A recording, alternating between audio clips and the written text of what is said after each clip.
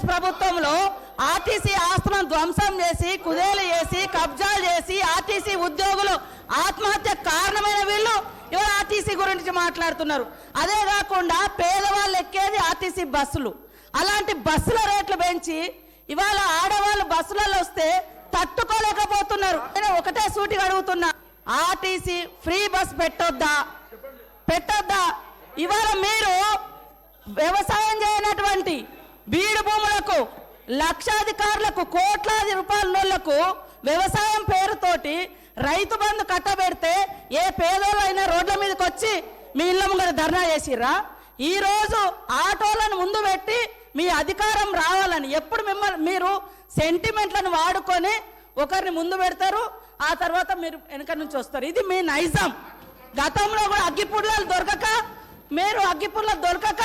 డ్రామాలు చేస్తే పాపం వేరే పిల్లలు